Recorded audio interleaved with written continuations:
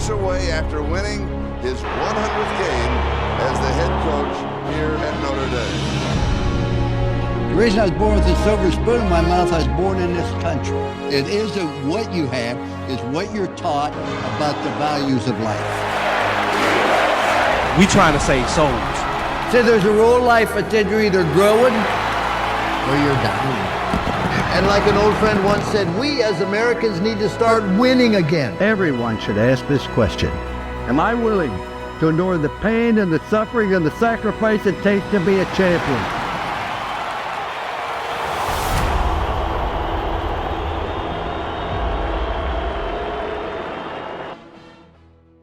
Welcome to the Lou Holtz podcast. I'm Lou Holtz. We're very blessed today to have a great football player, but also a great TV analyst. Randy Cross is a veteran football analyst who joined CBS Sports Network. He played in the NFL, had a great career. During the network coverage of Super Bowl 41, Cross reported from Baghdad with coverage of American soldiers. A 13-year NFL veteran, three-time All-Pro, 1981, 83, 84, and Pro Bowler in 81, 82, 84. Cross was a center and guard. He helped lead the team to 3 Super Bowl championships. He was the 49ers Offensive Lineman of the Year. He was a 2-time All-American at UCLA. He played on the 1976 Rose Bowl championship Bruins team. He was the 49ers' second-round pick in the 1976 draft. Cross was inducted in the College Football Hall of Fame. We're very blessed today to have a great football player, but also a great TV analyst. So we're really blessed and honored. And one of the great things we have on this show, doesn't matter if you're offense,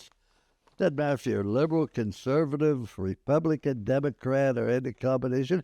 Doesn't matter what color you are, white, black, yellow, any color in between.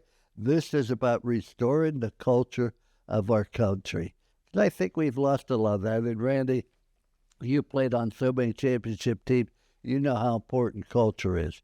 Culture is when the players take charge of the culture of the team, where they start getting on one another and making those corrections. They don't wait for a coach to do that. But if you don't have good culture, you aren't going to win.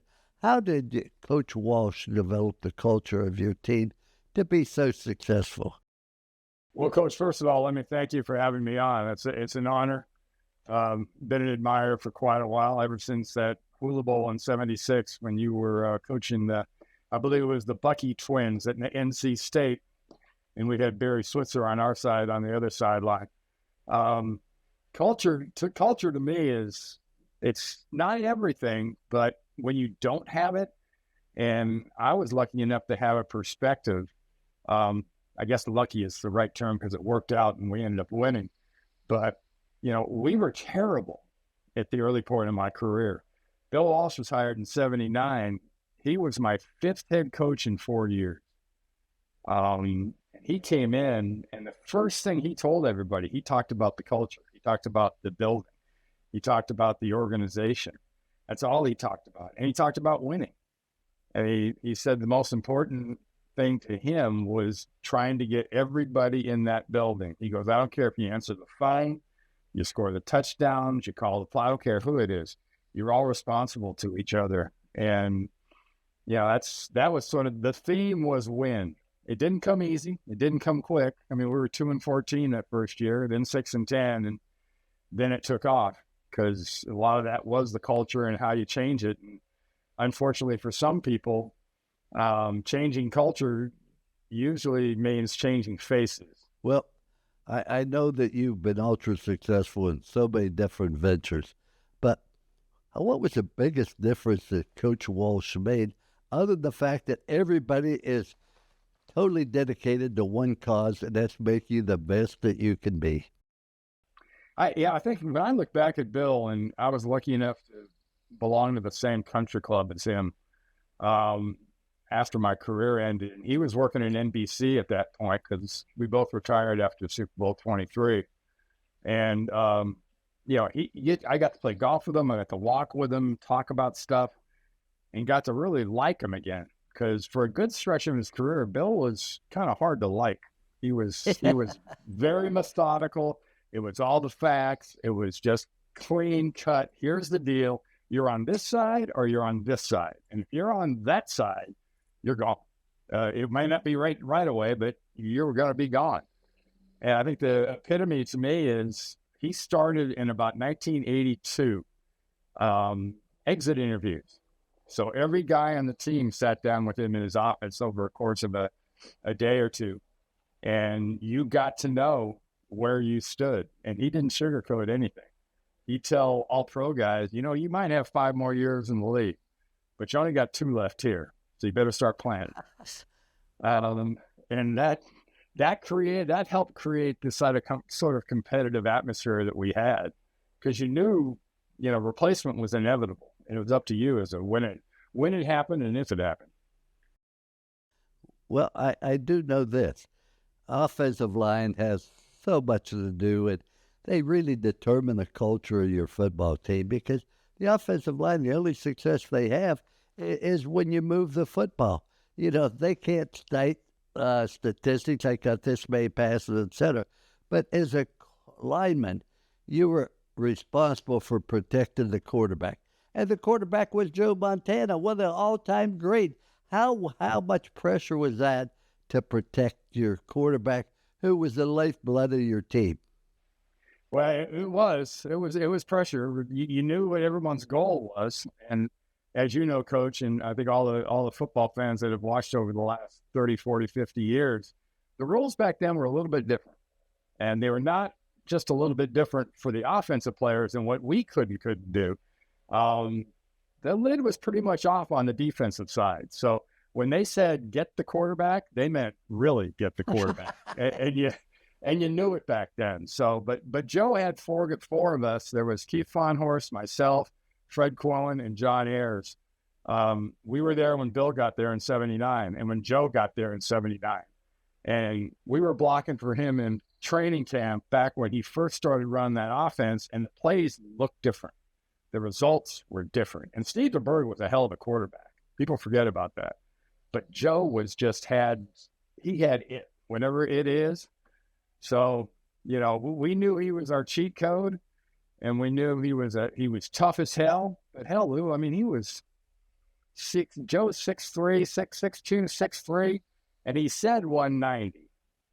But I think he was a lot closer to 180 than he was 190. So if the Leonard Marshalls and the LTs and the Manleys and everybody else in the NFL want to take their shot at a little guy like that, it was our job to be sure he stayed upright. Well, I knew Joe from Notre Dame. You know, he fought all his life. It did go easy for him at Notre Dame. Even his senior year, he was third team.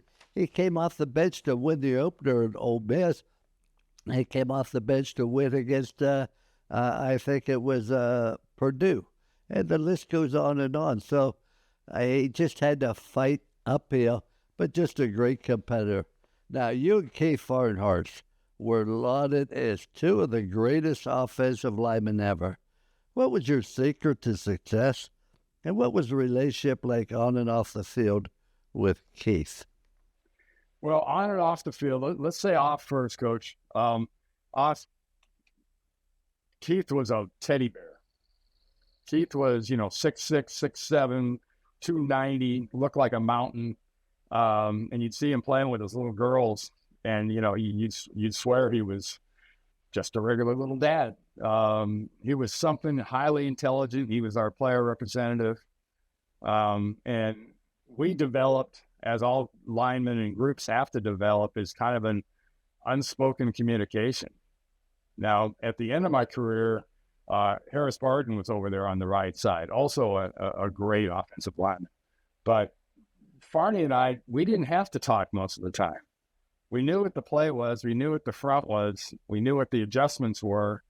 And we didn't even have to make calls half the time, which makes it, and as a head coach, you got your line doing stuff like that. That's almost like cheating, because defenses do different things. I remember 83, Buddy Ryan decided to spring the 46 defense on us in a game at Chicago.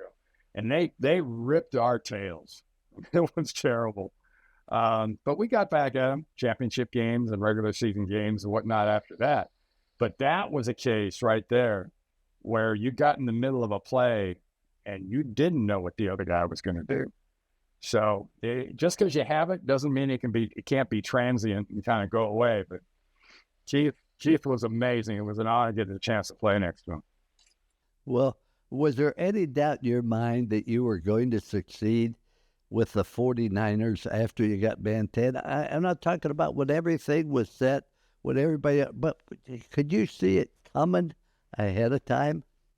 Yeah, he was different, Coach. And there are just guys, when you turn that, back in the old days, you turn the film on and it doesn't lie, that whirring sound that always puts you to sleep of the projector going.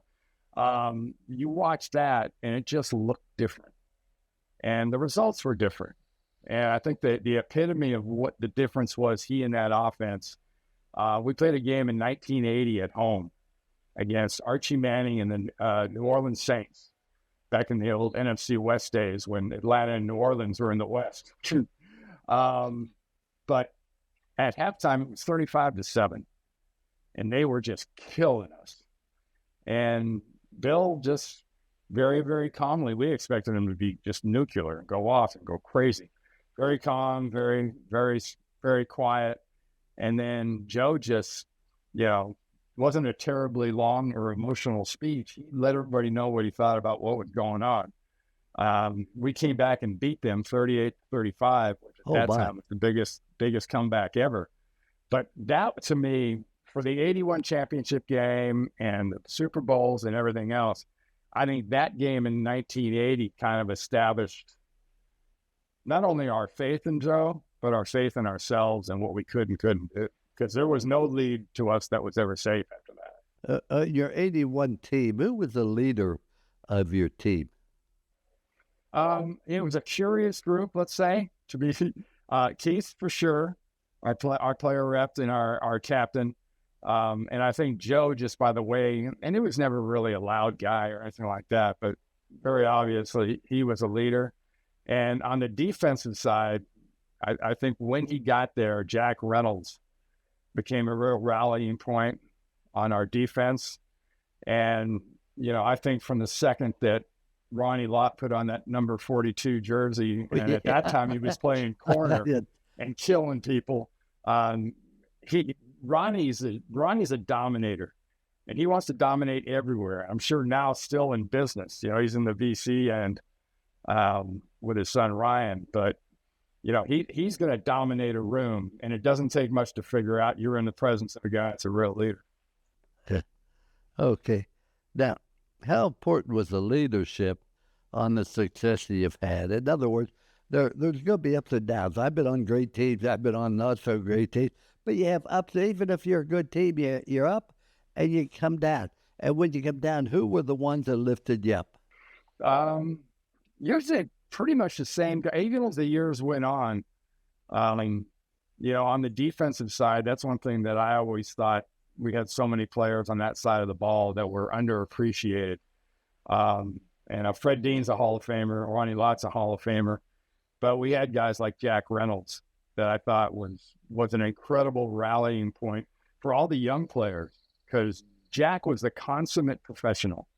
He's the first guy I ever saw that would use a pencil down to the eraser. The old number 2 pencils.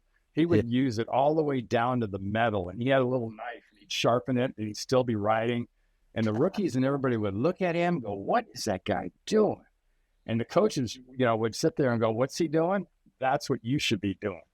That's how you become a professional." So it wasn't always coaching. This. It wasn't the loud guys. It wasn't the guys that love to give speeches. It was more the people that showed by their actions, how they played and, the standards that they set that challenged everybody, offense, defense, wherever. Well, you were very successful in the NFL. And how did you translate that into your personal life and TV life as well? How'd that come about? I think I was lucky and I was unfortunate at times. And, my family history is another kind of deep hole that can be dug into. But my dad was an actor. And, I don't know if you've been around that business much. He always emphasized when, people would ask us what our dad does for a living, my dad would say, I'm a working actor. He goes, most people would say they're actors or waiters. But he says, I'm a working actor. and that was kind of an interesting dynamic. So having a dad in that field, being around it, going on auditions and doing other things like that gave me a pretty good taste of kind of what I didn't want to do. So, I think that background was good, but that background also helped set me up to do TV and stuff later on. Because I was reading scripts from the time I was like 5, 6 years old. My dad would have a, Rifleman or Big Valley or, wherever, one of the shows. And I'd have to read the parts to him. He'd be practicing. It was really pretty cool. So yeah, I kind of had that background, Coach. Some people have ham bones. I think I have like my whole better part of the left side of my body would be all ham. From that environment to UCLA and college athletics, because there aren't very many athletic people that come out of Hollywood. Yeah. Well, actually, I have my dad to thank. I was, as you've seen many, many examples throughout your career with athletes, I was a good little athlete early. I'm in middle school. I'm in the 7th, 8th grade, starting the 9th. And my dad came to me and said, you're about to change directions because I'm not liking what you're doing. He says, come on, get in the car. So it's a Saturday morning. It's almost 9 o'clock. He drops me off in front of this school called Crespi Carmelite High School and says, get in there and take the entrance exam. Don't sandbag it. Just take it. Let's see what happens. And I said, I don't want to go to a Catholic all-boys school. I don't want to be a priest. And he laughed at me. He goes, it doesn't mean you want to be a priest. He says, trust me, this education and this experience will be the best thing you ever did. I went in. I thought I kind of sandbagged it. Didn't do it very well. It happened to sort of kick back on me because I got like a 92 or something on the entrance exam. So I ended up in all the hoity-toity classes as a freshman. But my dad's whole deal was you need a change. And it made a huge difference to me because I didn't know anybody at the school. So he said, go out for football. Football starts like 2 weeks before school starts. You play football, you'll meet a whole team full of guys. You'll be around most of the student body. There were only like 400 kids in that school. He goes, you'll be around 100 of them playing football at all levels. Just do that and you'll be just fine. And he was right. He was absolutely right. It changed my life. Coach, I went in, I was 5'8" and about 167, 108, 70 pounds. So I was a little bit of a chubby fella. And I thought I was a quarterback. I think I was a quarterback for half a day of the first double day where you went to. And that's when he said, you know what, you may belong a little bit closer to the ball up there with your hand in the ground. So I played defense most of the time after that in high school. But it was a great experience. My dad was right. Going to Crespi was the best thing that ever happened to me. Being around that discipline of the Carmelite, priests and all that. I didn't like it, but it wasn't there because I liked or didn't like it. I just had to adhere to the rules, and there were rules to be followed. Kind of like in our country, there's a constitution and there's laws allegedly to be followed. And I was kind of taught that way. I agree with you completely. But, the change that your father made in your life and the success you've had in football and in TV, how's that translated to you in your personal life and your relationship with others? Yeah. I'll be honest, Coach. I had sort of a rocky. My dad, for all the fantastic things I can look back that he did for me, because of the process of acting and whatnot, my dad was an alcoholic. My dad drank a lot when I was a kid. A lot of examples of, being pretty embarrassed and, that guy screaming in the stands at a football game, that was my dad. Now it changed right about my senior year in high school, and he didn't drink again for 30 plus years. But, that dynamic, I think was difficult. We didn't have a dysfunctional family, but we had a big family. We had 7 kids. So you've got 7 kids, you're going in 7 different directions. My mom, God bless her soul, was a saint. Worked full time, took care of the kids, was really the consistent bread earner in the family. But that whole experience, I think, with my dad was something that marked, a good number of us in the family. And it's something you look back and it makes you very, very aware of what's important. I mean, I became so uber protective of my family. They became my number one priority.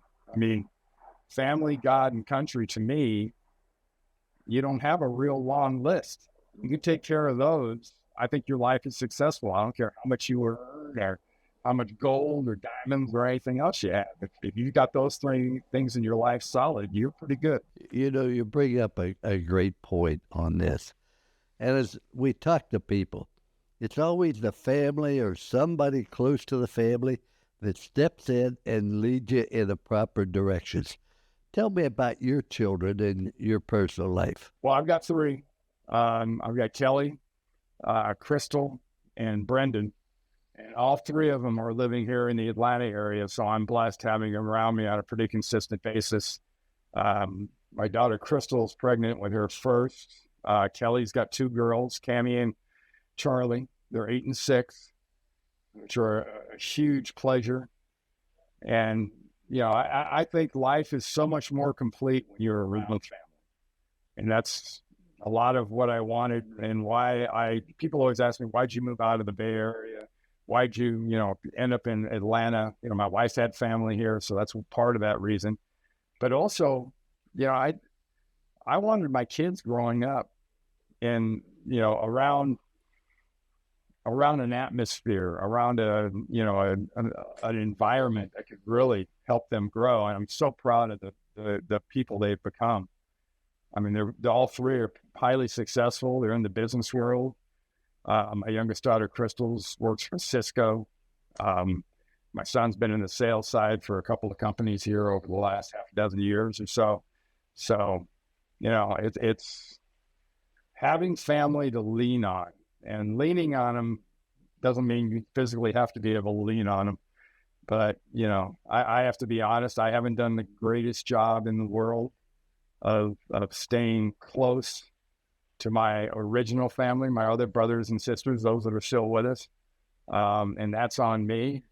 But by the same token, I think that relationships or those relationships have highly influenced the way I am with my kids, because my wife and I are extremely involved in the kids and the grandkids' life, which is heaven to me. Which is why they will be very, very successful. That's one of the things that we've lost.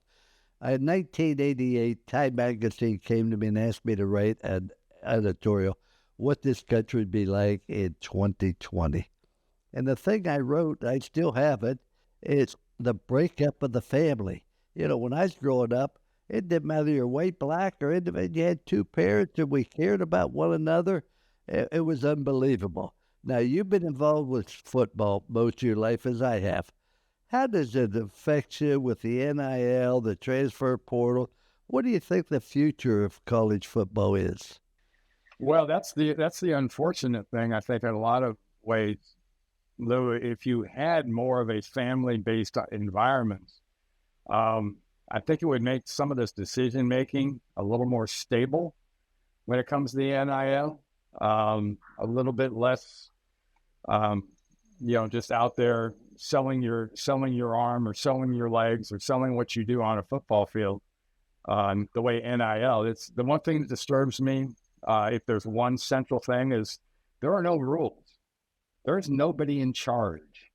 Occasionally a press release comes out and somebody makes a statement, whether it's the NCAA or whoever, about this, that, or the other thing about NIL and what can and can't happen. But there are no rules. Who is in charge? That's the problem to me, Coach. I think college football needs a commissioner. College football needs a whole board who decides the rules and sets the NIL cap. And if that means you got to have a collective bargaining agreement because you have to unionize or whatnot, then great, go ahead and do that. And, set these guys up with pensions, set them up with whatever, and make sure a good bit of this money gets raffled later in their lives and not just flashed out. So yeah, I think there's a list of things that are wrong. Very few of them are on the field though. I love the product on the field. I think the quarterbacking is as good as it's ever been. The offensive line, I can say the same thing at all levels, but especially college and the NFL. It's just different.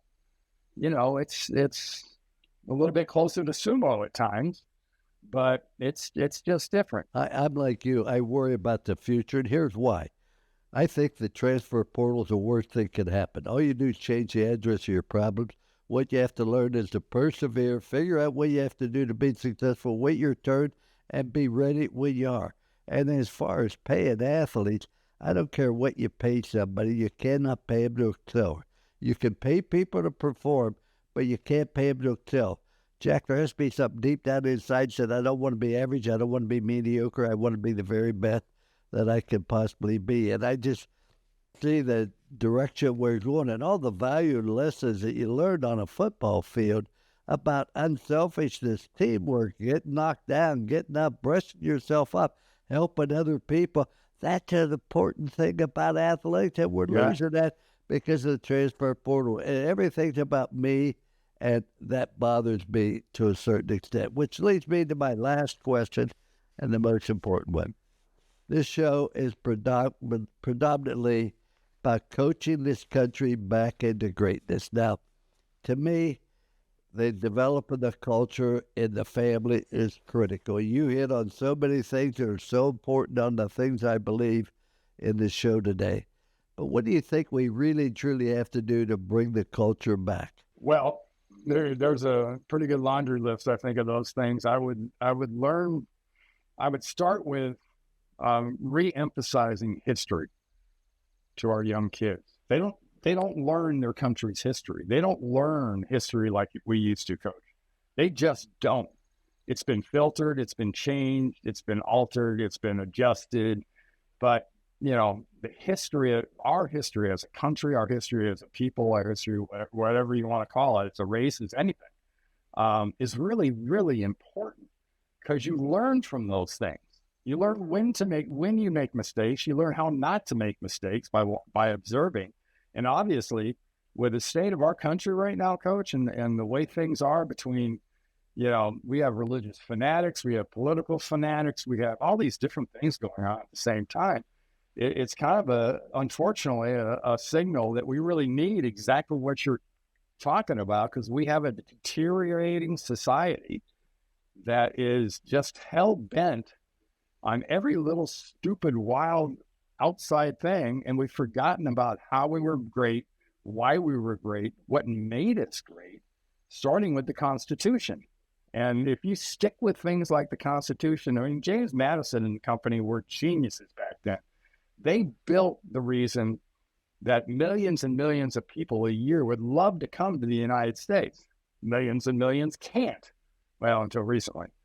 But you've just got to be in a situation where the people that are in your country know its history and know where the problems have been and know not to go down those roads.